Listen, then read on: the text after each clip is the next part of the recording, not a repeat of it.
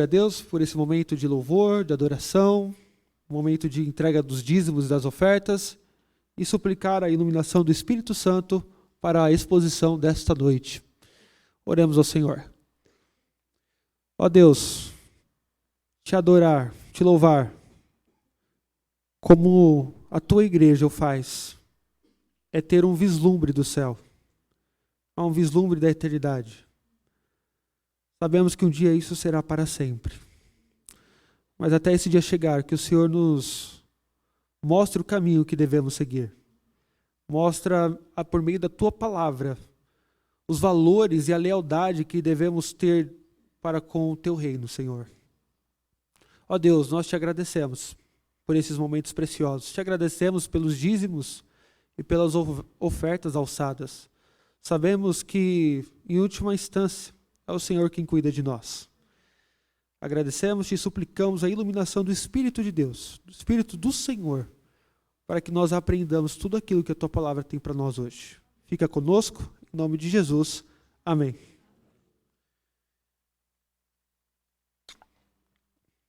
Peço que a igreja abra o Santo Livro no Evangelho de Mateus.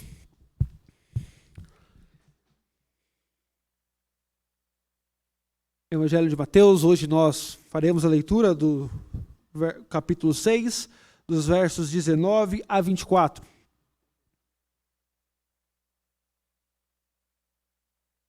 Hoje eu gostaria de falar com vocês sobre a lealdade aos valores do reino. A lealdade aos valores do reino. É isso que Jesus nos ensina no Sermão do Monte, nesta rica passagem. Aqui Jesus vai falar de lealdade usando 3 ilustrações. Se não, vejamos. Mateus capítulo 6, versos 19 a 24. Assim diz a palavra de Deus. Não acumuleis para vós outros tesouros sobre a terra, onde a traça e a ferrugem corroem, e onde ladrões escavam e roubam. Mas ajuntai para vós outros tesouros no céu, onde a traça nem ferrugem corrói, e onde ladrões não escavam nem roubam. Porque onde está o teu tesouro, aí estará também o teu coração. São os olhos a lâmpada do corpo. Se os teus olhos forem bons, todo o teu corpo será luminoso. Se, porém, os teus olhos forem maus, todo o teu corpo estará em trevas. Portanto, caso a luz que em ti há sejam trevas, que grandes trevas serão. Ninguém pode servir a 2 senhores, porque ou há de aborrecer-se de um e amar ao outro, ou se devotará a um e desprezará ao outro. Não podeis servir a Deus e às riquezas. Até aqui a leitura da palavra de Deus. Lealdade aos valores do reino. É sobre isso que falaremos nesta noite. Certa vez o grande reformador alemão, Martinho Lutero, conhecido nosso, escreveu: mostre-me aonde um homem gasta o seu tempo e o seu dinheiro, e eu lhe mostrarei o seu Deus.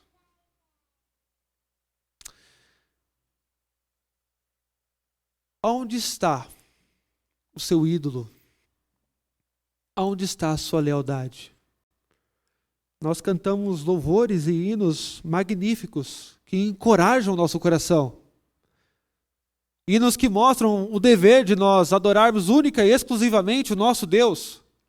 De nunca nos apartarmos da palavra inerrante, infalível, o pendão real. Você saiu da sua casa, creio eu, tendo essa convicção de que serve o único e verdadeiro Deus. Mas deixa eu te contar uma coisa. O diabo nunca vai desistir de fazer com que você negocie a sua lealdade. Ele usará o seu cônjuge, usará os seus filhos, usará até mesmo a igreja, por vezes, a sua liderança, a pessoa que está do seu lado pode ser usada por ele para tal. Para fazer você negociar a sua lealdade ao reino de Deus. É sobre isso que nós vamos falar nesta noite. Como que nós podemos ser leais a Deus? Como que nós não negociamos os nossos valores? Como nós não abrimos mão do único e suficiente Salvador, Jesus Cristo? Há sempre uma batalha interna no coração de um crente, para ele saber onde está a lealdade dele. E se não há essa batalha no seu coração, sinto lhe dizer, possivelmente você já perdeu essa batalha. E eu quero que hoje você, por meio da exposição da palavra de Deus, lance luz aos seus ídolos. E que a palavra do Senhor seja como um martelo que esmiuçará qualquer ídolo existente no seu coração. Aqui estamos, no Sermão do Monte, falando sobre lealdade. Onde está a sua lealdade? Eu espero que a palavra de Deus lance luz para que você saiba onde está. Porque isso não é questão de preferência. O que eu vou tratar hoje não é questão de gosto, de produtividade ou qualquer coisa parecida. Nós lançaremos luz ao seu destino eterno. Veja, como nós chegamos a uma nova parte do Sermão do Monte, permita-me recapitular as passagens para você entender aonde nós estamos. Primeiro, o Sermão do Monte começa no capítulo 5. Capítulo 5, versos 1 a 13, Jesus vai falar da identidade do cristão. Então, a palavra que resume a primeira parte do Sermão do Monte, as bem-aventuranças, até o versículo 13, onde ele vai ilustrar que o cristão é sal e luz do mundo, é a palavra identidade. Se você quer saber se você é um cristão, qual é a identidade do cristão, Mateus capítulo 5, versos 1 a 13, é um bom guia. Depois, Mateus capítulo 5, versos 14 a 48, nós vemos que o cristão não é guiado pelas suas emoções, ele é guiado pela lei de Deus. Então, os versos 14 a 48 vão nos dizer a lei que rege a vida do cristão. Então, é o cristão diante da lei. O capítulo 6, é o que nós estamos nesta noite, ele tem um tema central apenas: o relacionamento do crente com Deus. E aqui Jesus ele combate 3 inimigos ferrenhos, que estarão conosco por vezes para o resto da vida, que nós lutaremos, se assim for o caso de nós sermos cristãos verdadeiros. Primeiro inimigo nós já vimos, é a hipocrisia. E para a hipocrisia, Jesus diz, vocês devem ser sinceros. Vocês não devem dar esmolas querendo aplausos dos homens. Vocês não devem ser piedosos, homens de oração, apenas na igreja, para que os outros te vejam e aplaudam suas palavras bonitas, as suas orações bem construídas. Não, o que vocês são em público, o devem ser em secreto. Nós vimos também que o jejum não pode ser também uma arma para a nossa popularidade. Pelo contrário, seja a prática de esmola, caridade, oração e jejum, essa tríade deve ser direcionada única e exclusivamente à glória de Deus. E a sinceridade é o ponto-chave aqui, para que eu e você lutemos contra a hipocrisia. Os versos 19 a 24, o outro inimigo que nós enfrentaremos hoje, mediante a palavra de Cristo, é o mundanismo. Veja, a nossa vida não é estar aqui dentro da igreja. E Jesus sabia disso. A vida do cristão não é ficar de joelho o tempo todo. Não é jejuar 24 horas por dia. Não é viver de caridade. Mas nós sabemos disso. Após o culto, você vai embora, vai para sua casa. E segunda-feira começa-se uma semana. Você vai ir para a faculdade, você vai para o trabalho, vai enfrentar os desafios do mundo. Jesus sabia disso. Ele não estava falando para nós sermos monges, nos excluirmos da sociedade. Ele sabia dos desafios, dos pratos que o diabo colocaria ao seu e ao meu dispor. Então, no capítulo 6, os versos 19 a 24, ele vai dizer como que nós, ao sairmos por essas portas, podemos enfrentar o mundanismo. E assim, a chave para você entender como você vence esse inimigo é a lealdade. É o que nós trabalharemos hoje. E posteriormente, nos versos 25 a 34, no outro sermão, nós veremos a ansiedade como outro inimigo para com o nosso relacionamento com Deus. E a palavra-chave para vencermos a ansiedade, nós veremos que é a confiança. Vejamos então como que Jesus lida com a lealdade aos valores do reino. Primeiro, há tesouros terrenos. Tesouros, você pode angariar de várias formas. E é isso que Jesus ele vai trabalhar na primeira metáfora. A primeira ilustração de Jesus é com relação ao tesouro. E ele vai mostrar para nós que nós não podemos ceder ao mundanismo, ceder às tentações, em primeiro lugar, porque os tesouros deste mundo são vulneráveis. A primeira ilustração serve para mostrar isso. Todos os tesouros que você e eu podemos acumular neste mundo são vulneráveis. Seus diplomas, seu status social são vulneráveis. E é isso que ele vai tratar nos versos 19 a 21. Ele diz: não acumuleis para vós outros tesouros sobre a terra. Aqui Jesus ele dá uma ordem. E a ordem desse imperativo, a ideia por detrás é o seguinte: parem de acumular tesouros. A ideia não é o seguinte: não acumulem, nem pensem nisso. Não. A ideia é: parem já. Parem já de acumular tesouros sobre a terra. E ele dá razão: onde a traça e a ferrugem corrói, onde os ladrões escavam e roubam. Então, Jesus aqui ele vai mostrar a vulnerabilidade dos tesouros terrenos. E ele usa alguns exemplos do cotidiano do povo. Jesus era um mestre por excelência. Aqui a gente aprende um princípio. Fácil é falar difícil. Difícil é falar fácil. E o nosso mestre, como um pedagogo por excelência, ele usa exemplos do cotidiano para mostrar a vulnerabilidade dos tesouros terrenos. O primeiro exemplo que ele usa é a traça. Veja, a palavra traça aí, na língua original, poderia ser traduzida também por mariposa, ou até mesmo borboleta. Estes insetos, eles são da grande classe de ordem chamada de lepidópteros. O que é isso? Lepidópteros são insetos que têm escamas e asas. Esses insetos, em sua forma de larva, por vezes eles ficam em tecidos. A traça aqui, por exemplo, ela fica em tecido se alimentando daquele tecido. E quando ela se alimenta, ela deixa para trás um tecido cheio de buraco. Não sei se você já teve problema com traça. Você vai pegar aquela roupa para sair e falar: não, hoje eu vou bonita, sair com meu marido. Quando vai ver, a roupa cheia de bolinha, né? Aí se é um marido esperto, eu falo o seguinte: não, ninguém vai ver. Aí a mulher fala: como assim ninguém vai ver, né? Vê sim, né? Por vezes vê sim. Então, isso acontece por traças que comem tecidos.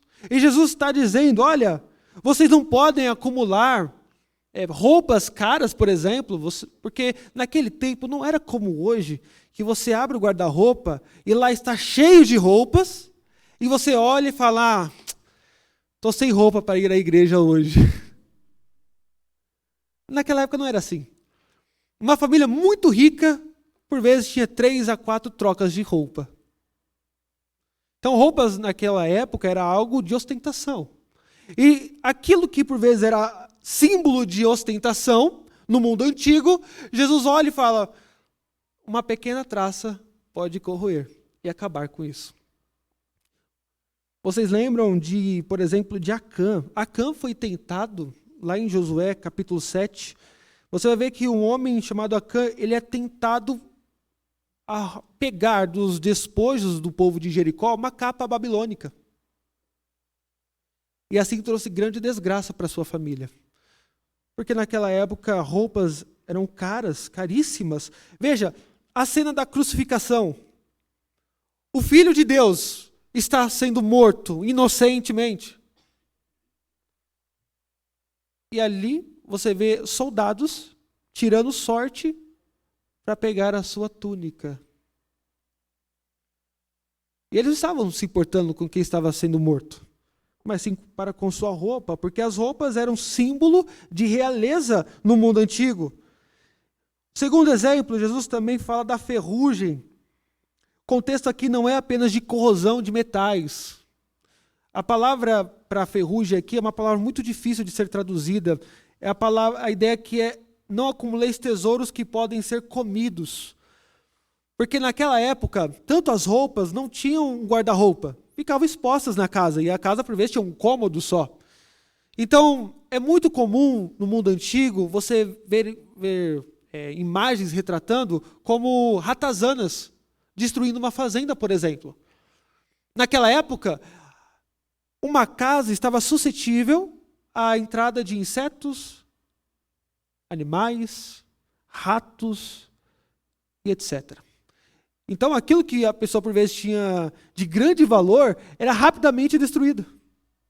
Era rapidamente comido por ratazanas, fungos e coisas do tipo. Então, é muito interessante que nesses exemplos, Jesus está dizendo: aquilo que por vezes os homens têm mais valor, se apegam com tanta facilidade, é destruído por insetos e animais pequenos.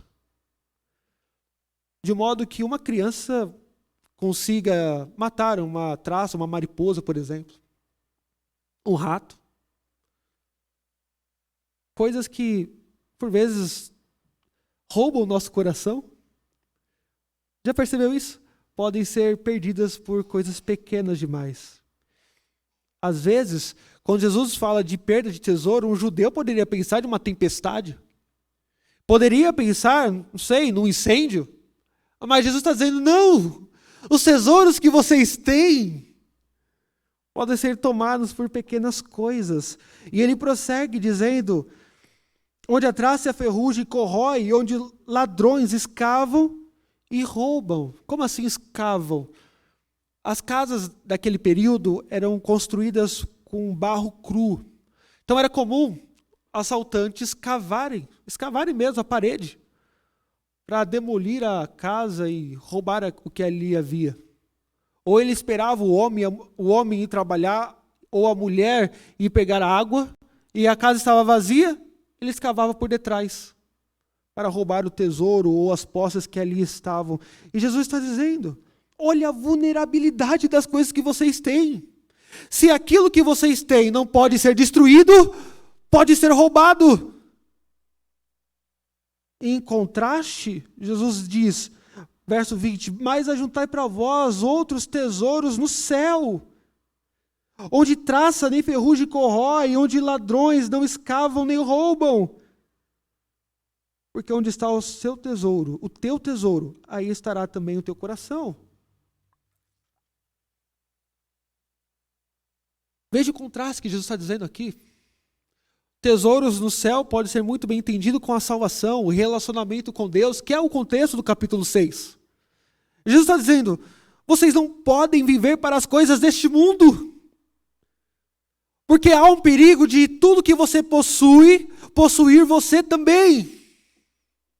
Viver para as coisas terrenas é uma loucura na ótica bíblica, porque se essa coisa não for destruída, pode ser roubada de você. Ao contrário daquilo que nós temos e ganhamos em Cristo Jesus, nosso Senhor, onde nenhum homem, nenhum político, nenhum ladrão pode roubar. Você sabe como funcionava o evangelismo nos primeiros séculos do cristianismo?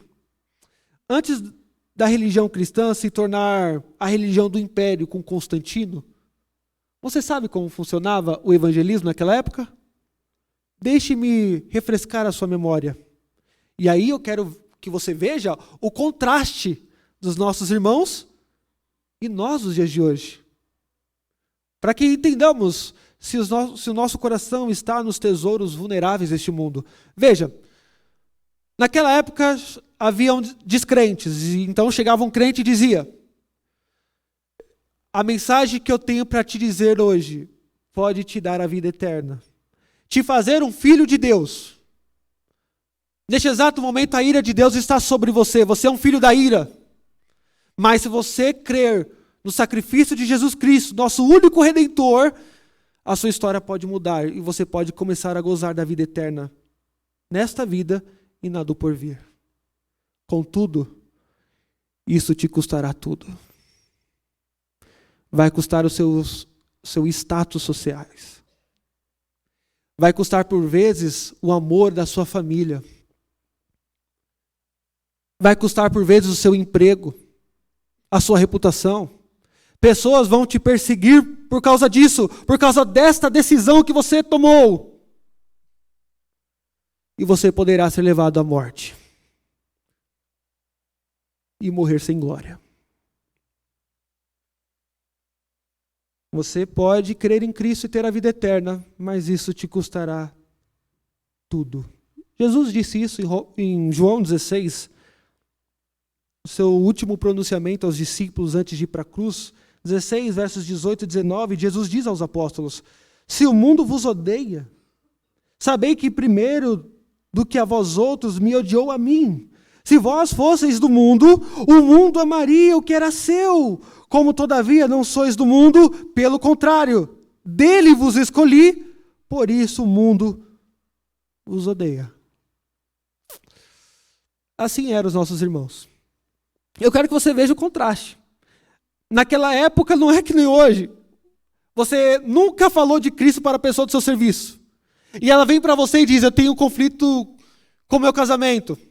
Aí você fala: vai à igreja, fale com o pastor. Quem sabe o seu casamento vai bem depois dessa conversa. Ou uma pessoa está desempregada na sua vizinhança, um amigo de longa data, chega para você e fala: nossa, onde eu vou não tem emprego, as coisas estão difíceis. Vai à igreja. A sua vida pode ser transformada. Deus pode abrir uma porta para você. E eu quero que você veja o contrário do que era antes. Você está empregado? Aceitando a Cristo, você pode ser mandado embora amanhã. Aceitando a Cristo, você pode morrer. A sua família pode pagar por isso. E por que as pessoas, irmãos, elas abriam mão de tudo? Porque quando a pessoa nasce de novo, ela é crucificada com Cristo. Ela morre para as coisas deste mundo. Nós usufruímos as coisas deste mundo, é verdade. A maioria de vocês tem emprego. Tem uma casa, uma boa casa, um certo nível de conforto, não são ricos, é verdade. Mas duvido muito que alguém aqui passe fome. Dificuldade sim, fome difícil. Então nós experimentamos coisas boas. Uma boa pizza, uma ida ao shopping às vezes. Mas saibamos, irmãos, que isso não significa que a bênção do Senhor está sobre nós e que o sofrimento é a maldição do Senhor sobre nós. Usufruímos essas coisas, mas não podemos fazer delas o centro da nossa vida. Veja, a mensagem de Jesus é clara. Lealdade com o reino de Deus implica não viver em busca dos tesouros desse mundo. A questão não é usufruir de forma piedosa. A questão é: será que nessas coisas está o seu coração? Aí é o ponto-chave para nós entendermos o que Jesus quer dizer. Eu estava, por exemplo, assistindo com a minha esposa hoje. A gente estudando um pouco mais sobre a vida de William Tyndale. Um homem formado em Oxford. Grande estudante de Cambridge. Falava mais de 7 idiomas. Entregou a sua vida. Morreu numa estaca. Para que o povo inglês tivesse a Bíblia no seu idioma. Quantos não falaram para William Tyndale? Para com isso. Se conforme com as coisas são assim mesmo. Você pode ganhar um bom salário da igreja. Se conforme aos padrões deste mundo. Não abra a boca. A sua fidelidade pode custar a sua vida, Tyndale. E ele dizia: se depender de mim, um homem do campo saberá mais das Escrituras do que o Papa. E isso o matou. Irmãos, infelizmente, quando a gente olha para o quadro da nossa vida, do povo de Deus, é muito triste essa questão de tesouros deste mundo. Pense você, uma família vai se mudar. Suponhamos, você é um membro da igreja, você quer se mudar para um lugar bem longe. Infelizmente, às vezes, quando a gente conversa com famílias assim, a última coisa que elas procuram é uma igreja. Primeiro é o trabalho. Primeiro é a necessidade dos filhos. E em último lugar é se lá tem uma igreja boa ou não. Isso mostra a sua prioridade. Mostra a minha prioridade. Os pais mandam seus filhos para estudarem fora. E desde pequeno inculcam na cabeça deles que eles têm que ser alguém na vida. Já ouviu essa história? Que eles têm que estudar, ter um bom trabalho, bom salário. E depois nós queremos que eles voltem crentes. Sendo que desde pequeno a gente ensinou que o centro da vida é ser alguém, é ter um bom salário, é ter estudo. Estava lendo uma carta de um reformado inglês, puritano, chamado Thomas Shepard. O filho dele estava na faculdade. Ele manda uma carta dizendo: nunca se esqueça que o maior objetivo da sua vida é ter comunhão com Deus. Se nós nos preocupássemos com os nossos filhos, o tanto que nós nos preocupamos com seus estudos, talvez a igreja seria um pouco diferente. Isso mostra a nossa lealdade e prioridade. Isso mostra onde está o nosso coração de verdade. Será que seu filho ou você está preparado para morrer por Cristo, se amanhã começar a grande perseguição? E se seu filho falar: pai, mãe, eu decidi o que eu quero da minha vida. Na oração de intercessão, eu vi que a Nigéria precisa de missionários. E que pessoas estão morrendo lá, pelo Boko Haram. Acho que Deus está me chamando para ser um missionário na Nigéria. Mas filho, e se você morrer por lá? Morrerei para a glória de Cristo. Já pensou você levar o seu filho ao aeroporto sem saber se ele voltará?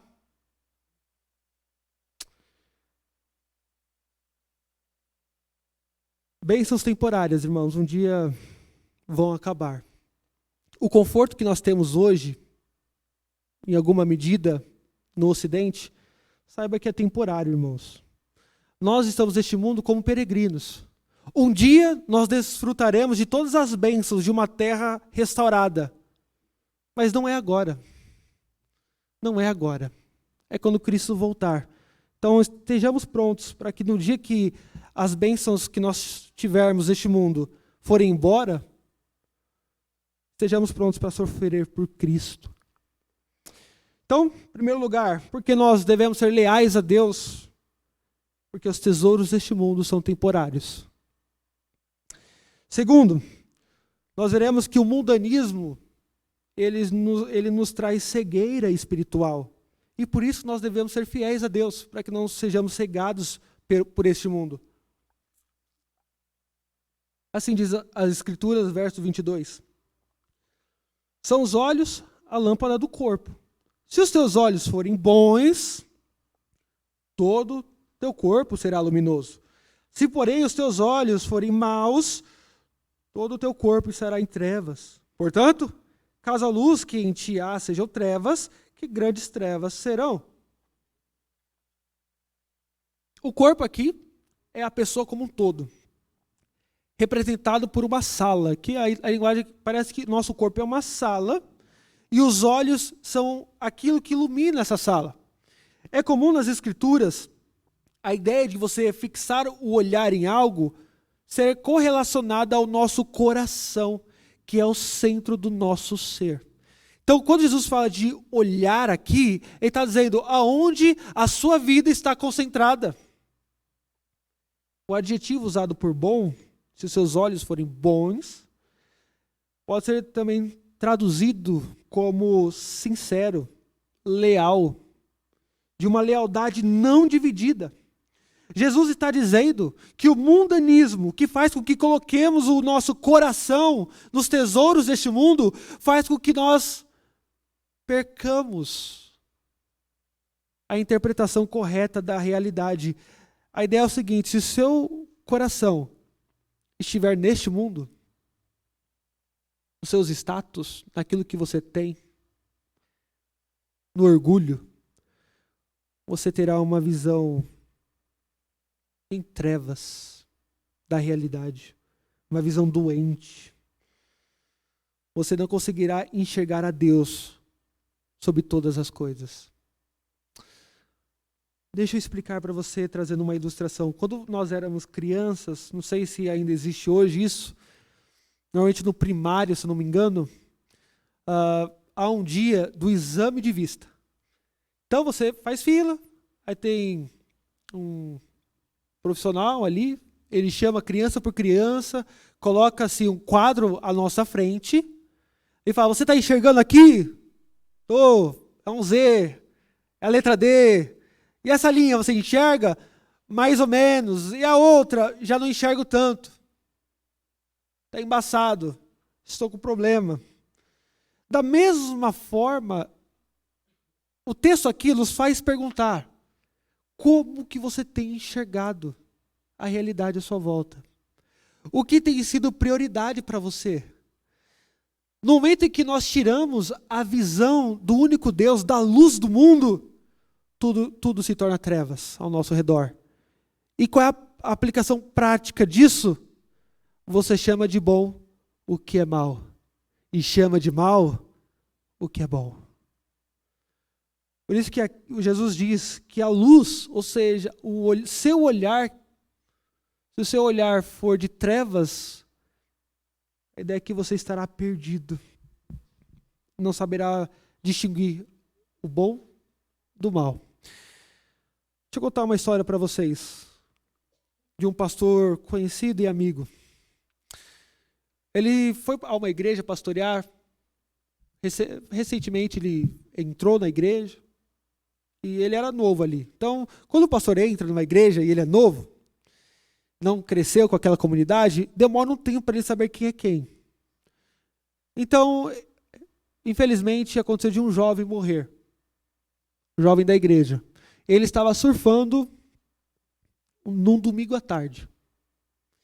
E não se sabe por quê, ele estava surfando, bateu a cabeça e morreu. Eram 4 amigos. Um morreu no surf. Então o conselho, depois daquele velório, se reuniu com o pastor e falou sobre esses 4 amigos. Que eles não guardavam o dia do Senhor, saíam para a balada juntos, faziam várias coisas erradas. Mas era de uma família grande da igreja. Eram 2 homens e 2 mulheres. As 2 mulheres cantavam no louvor. Então o pastor, sabiamente, chamou um por um no gabinete pastoral. Ainda naquele clima de velório, né, depois de morte, é um momento onde a gente para e pensa na vida que a gente está levando. Então o pastor chamou, primeiro as mulheres, uma por uma. E ele falou: confessa o pecado. E elas confessaram. E ele diz: vocês sabem que vocês estão fora dos caminhos de Deus. E é pecado ainda maior vocês cantarem no grupo de louvor. E elas, piedosamente, concordaram com o pastor. E disseram: o senhor tem razão. Estamos pecando. A partir de hoje não faremos parte do grupo de louvor. Ao invés de largar o pecado, largaram a igreja. E até hoje não se sabem delas. As 2. Então, 4 amigos.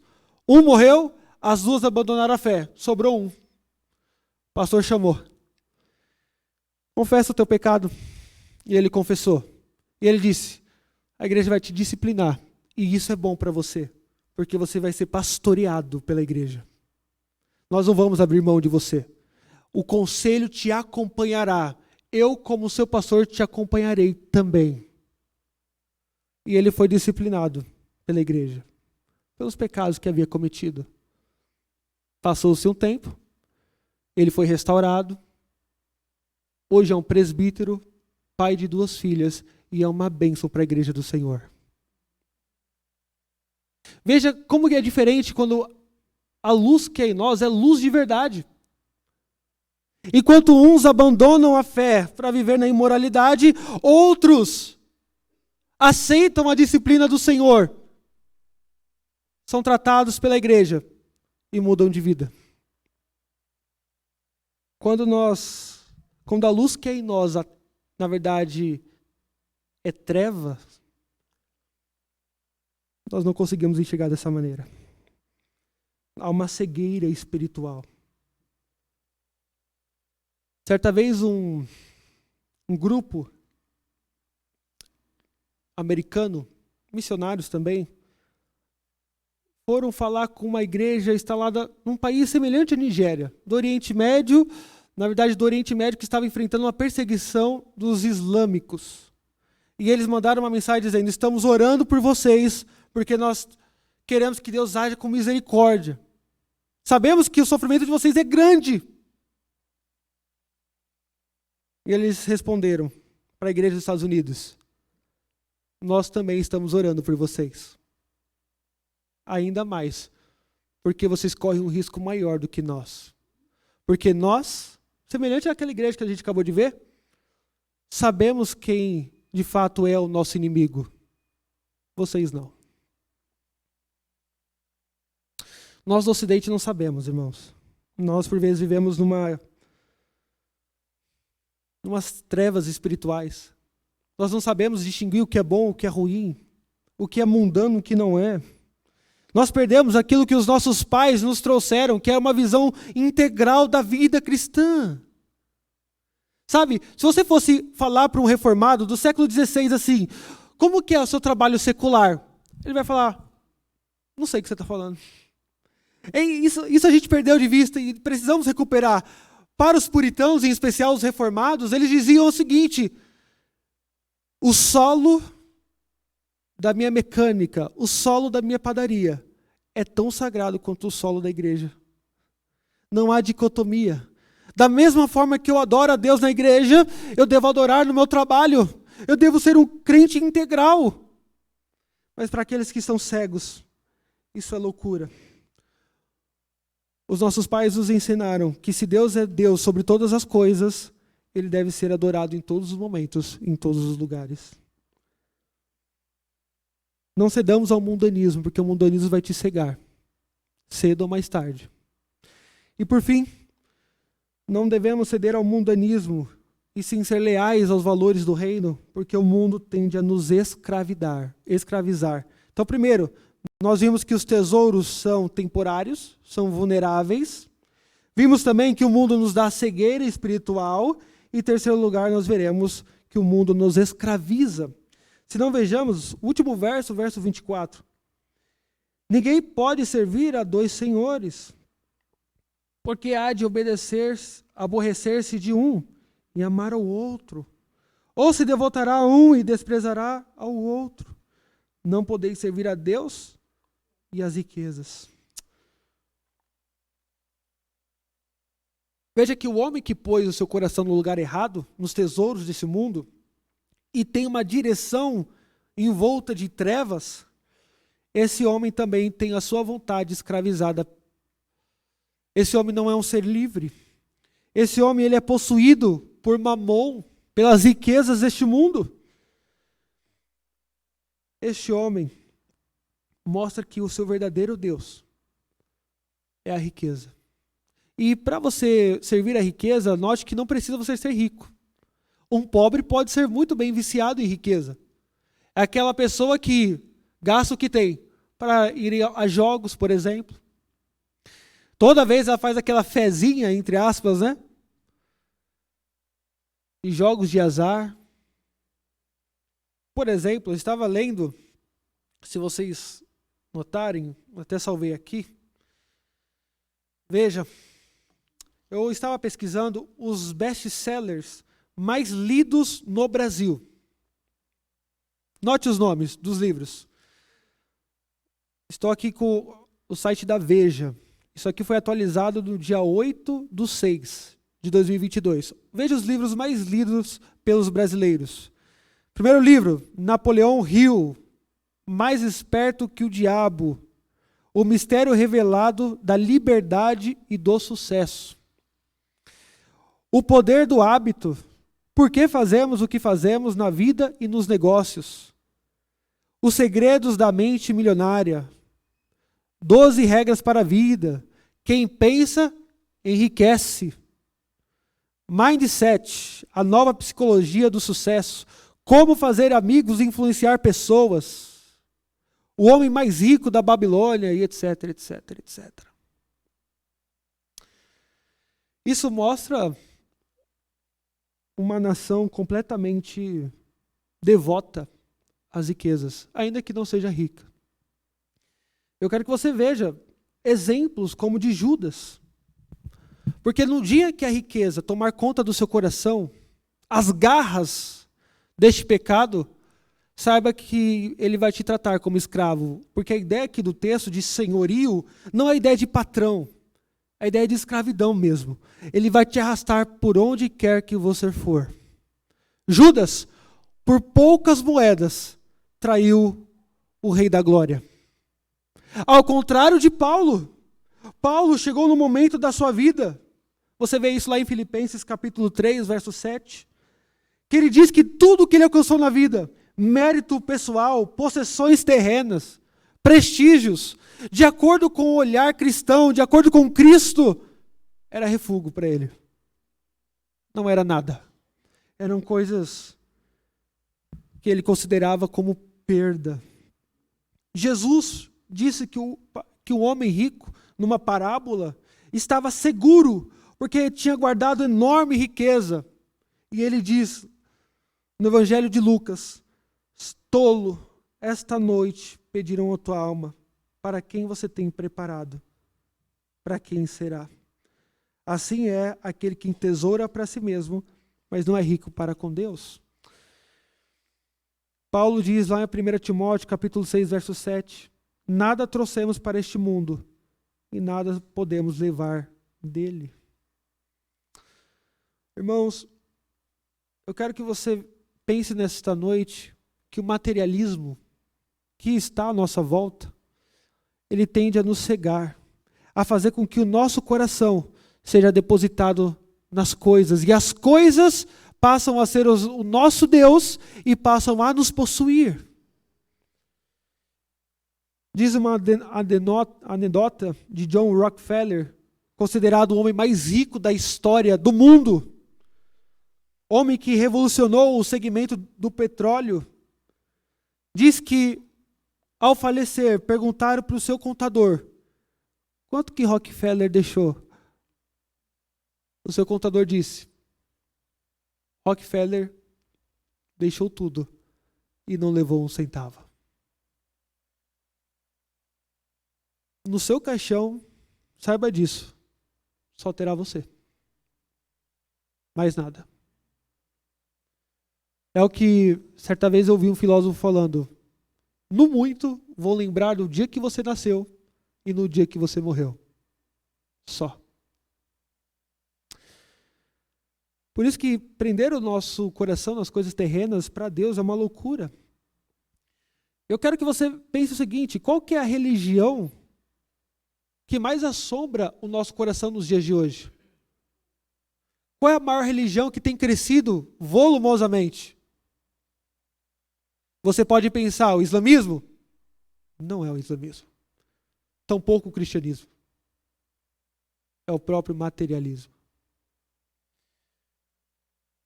Nos tempos antigos, o paganismo, ele se destacava pela sua ostentação e pela construção de grandes templos.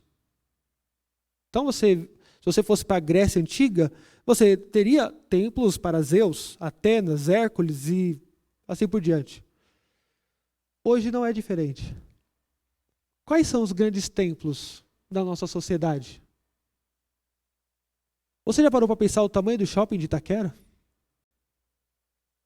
Já parou para pensar nisso?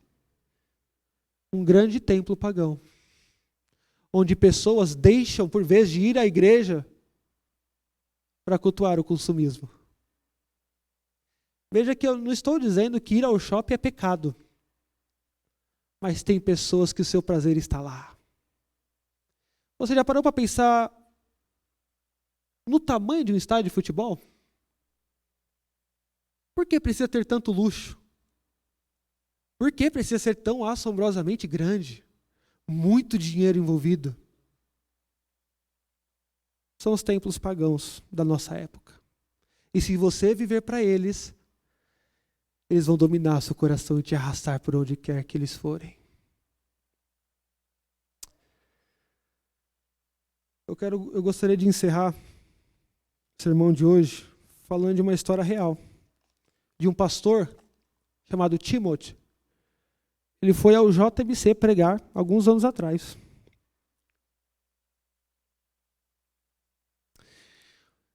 Reverendo Timothy, um grande homem de Deus, doutor em teologia, conhecido dos professores lá do JMC. Quando ele volta para sua terra, alguns anos depois da palestra que ele dera para os alunos ali, o irmão dele morre. Ele estava fazendo esporte, e ele cai, ele escalava, bate a cabeça e morre. E ele tem que cuidar dos 2 filhos. Os 2 filhos, pensa nos meninos fortes, mais ou menos de faixa etária de 20 e poucos anos. Os homens fortes mesmo, mas com um problema. Eles tinham deficiência. E de acordo com os médicos, o máximo que eles poderiam chegar é ter uma capacidade de raciocínio de uma criança de 5 anos. Os 2 filhos. E ele cuidou desses 2 homens. Certo dia, depois de um culto, o reverendo Timothy, ele pega o seu carro, ele não estava com os filhos. E nos Estados Unidos é muito comum, aqui no Brasil tem também, aqueles semáforos que passam direto o trem. E ele estava passando e o carro morreu. E não deu tempo de o carro voltar. Ele foi pego pelo trem. Perdeu as 2 pernas. Reverendo Timothy, então, sem as 2 pernas, entrou numa depressão profunda. Profunda. Começou a passar no psiquiatra. E foi-lhe receitado psicodrópicos, dos quais um dos efeitos colaterais era pensamento suicida. Um belo dia, os familiares foram visitá-lo e o reverendo Timothy estava na sua sala com uma corda em volta do seu pescoço, morto. Um grande homem de Deus. No seu enterro, Marco Horton pregou o seguinte sermão: quando o cristianismo não funciona. Quando o cristianismo não funciona. Se você vem à igreja querendo melhorar o seu casamento, pode ser que isso nunca aconteça. Se você vem à igreja querendo saúde, não é isso que o evangelho tem para oferecer para você. Se você veio à igreja querendo status social, um lugar para se alcançar, o evangelho não tem nada a dizer para você. Mas se você veio única e exclusivamente para seguir o Cristo, há uma cruz para você carregar. Nós não pregamos o evangelho de uma mente milionária. Nós pregamos o evangelho daqueles que morreram para o mundo e sabem que há sofrimento nos esperando. E que as bênçãos que nós gozamos agora são tesouros temporários. O nosso coração não está nessas coisas. Porque no dia que não tiver, nós permaneceremos leais ao reino de Deus. Onde está o seu coração? Procure responder, porque onde estiver o seu coração, aí estará o seu tesouro. Que Deus nos ajude.